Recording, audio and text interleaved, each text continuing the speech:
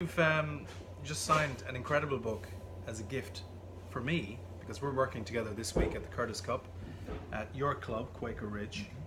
But this book is about a very singular figure in golf, a unique talent, and the man who really got the ball rolling when it came to Grand Slams, impregnable quadrilaterals. Very good. And just being bigger than the game for that golden period. His name was Bobby Jones. And how long did it take you to make this book? This book took about 3 years. 3 years. And this is painstaking stuff, but I mean, it's obviously a passion project as well. Sure. Yeah. Can we just show people just the cover of the book? Sure. Let's lift it up. Because I now have to bring this home to Ireland. I have to carry this book through the airport, and I will. And it will be taking pride of place on my mantle, if not one of my bookshelves. Because this is the kind of stuff that I've, grown up reading. And I'm just thrilled to get this, and you've signed it. But tell me a little bit about it. Well, it's the complete history of Jones, and I feel really good about that it was dedicated to my dear friend Herb Wind. Yeah. But I want to point one photograph out, and there are, a couple hundred photos in here. Okay. So let me just maneuver my little camera here, and we're going to just go But what I'm going to do from our first is Fox office here. Jones won the 26th British Open. He did. Championship. And he was not a rich man, and travel in those days was very expensive and very arduous. Yeah. So he decided to come and defend his crown in 27, although it wasn't a Walker Cup year, because the only time he went to Britain was for Walker Cup years. Yeah. Because the USGA paid for it. Yeah. But he went over because it was at the home of golf, and he felt an obligation to be at St. Andrews. So he came to the 72nd hole, and he's on. This is a photograph of the 18th green, and I don't know about you, but a greater man than I, certainly quite a bit, Bernard Darwin, wrote the following, and this is describing this scene. His second to the last hole was a little cautious and ended in the Valley of Sin. Thence, who writes thence anymore? Thence he ran it up dead, and as he scaled the bank, the crowd stormed after him and lined the edge of the green, barely restraining themselves. This is that photograph. Wow. Okay. Darwin went on to write, and you'll see what happened. He holed his short one, and the next instant there was no green visible, only a dark seething mass, in the midst of which was Bobby hoisted on fervent shoulders and holding his putter, Calamity Jane, at arm's length over his head, lest she be crushed to death. This is the 18th green at St. Andrews. Yeah, it is one of the greatest. I mean, I've seen it, but it's just, let me just get a bit of a close-up here now. I hope you can see this and you make that out.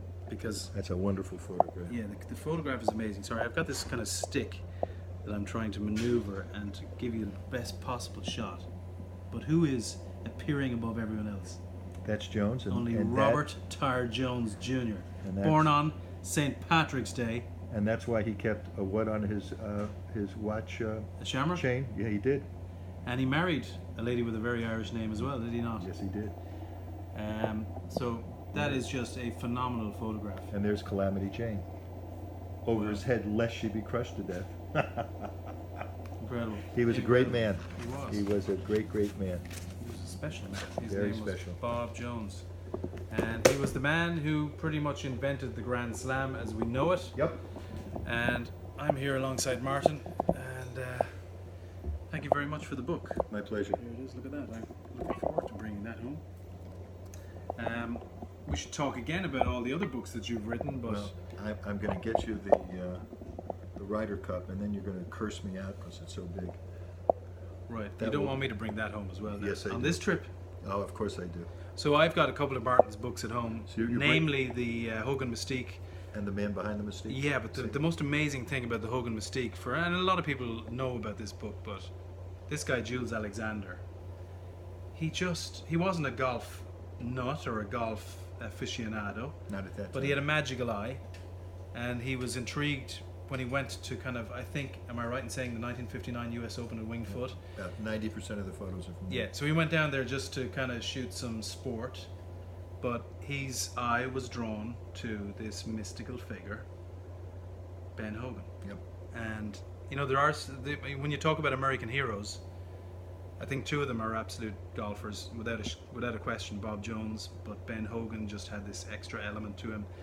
And then you have the modern day heroes like Jack and Arnie, obviously. But there was something magical about what Jones did and what Hogan did and how they did it. I will tell you a story that the gentleman who wrote, and you'll know exactly who this is, who wrote the foreword to this book was Alistair Cooke. Wow. And Mr. Cooke called... Letter from America, if you were a fan of BBC Radio 4, he recorded it every week from his apartment in New York. On Fifth Avenue. And he wrote this for me, and he called me several years later. He and I became friendly. He did a few things for me. He wrote a few things. And he said, I was asked to do a book on the 20 greatest people I met in the 20th century that I knew personally. And number 20 was essentially number 1, because that was the last chapter. You had to build your way back to it. And number 19 was number 2. Number 2, or number 19, was Bob Jones. And he asked to, and if you look in his book, this is the piece that he used in the book. He may have modified it slightly. Yeah. And number 20, or number 1, guess who? Winston Churchill. Wow. So he thought that Churchill was the greatest man he ever met, followed very closely by Bob Jones. Now, Alistair Cooke actually became a member of Augusta National, didn't he? He fell in love with golf. He became a member. I don't think he was at Augusta National. He certainly covered the Masters a lot. Yes, he did. I sat with him once there. Well, but he was a member at San Francisco Golf Club. Okay. Is where he was a member. Right. So I was walking in the middle late 80s with Herb Wind, and we were down in the corner. We were down on 13. And at the time, they used to have the stands behind the green, and there was a row reserved for the press. They don't do that anymore. So Herb said, come on, let's go sit up in the stands. So I said, okay. He said, you go first. So I go first. This is the man who invented Amen Corner. Well, we're sitting at the one end of the corner.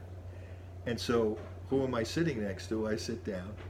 Alistair Cooke's on my right. Wow. And Herb's on my left. Wow. And that's where I first met him. I met Mr. Cooke, and it was very interesting because they were, I think there was a little bit of rivalry between them. Oh. I mean, there was tremendous respect between them, but there was just this sort of edge that was like, I'm better than you, or you're better. They understood each other, though. They did understand. And they understood each other's talent. And huge respect for each other. But you just sensed there was that just a little bit of an edge. Can you just bring this around so we can see it on the screen here? No, bring it around and kind of hold it up this way. Yeah. And this. So, like, just take a look at this. This is Bob Jones, right? And this was his favorite picture. It's called the Rain Slicker shot from the middle 20s. And that is the Habermeyer Trophy, which is given to the winner of the U.S. Amateur.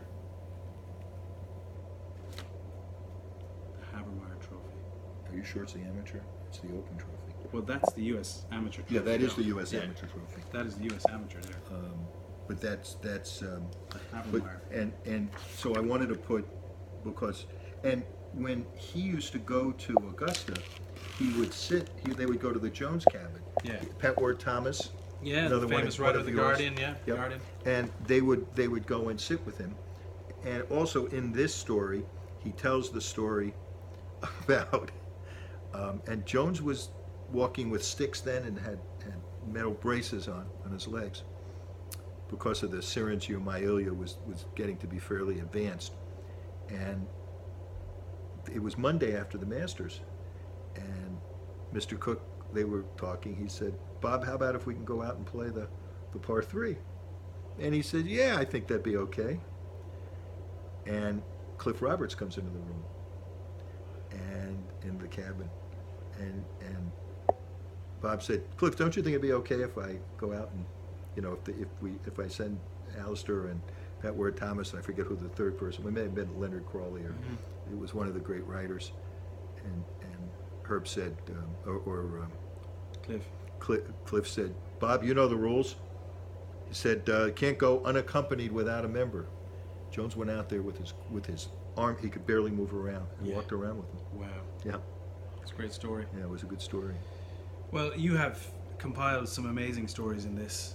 And this photograph, this cover, Show them. I show, had- show the good people. I had the this. Jones nuts out there who are sticking with us on this little tale. I had when I was doing this book, there was a very special artist by the name of Everett Raymond Kessler, and I was at Golf House one day, and there was this beautiful portrait painting, full-length painting of Byron, and I always admired it. But it was Byron as a young man, so I always thought it was some artist who had passed away already. Mm-hmm.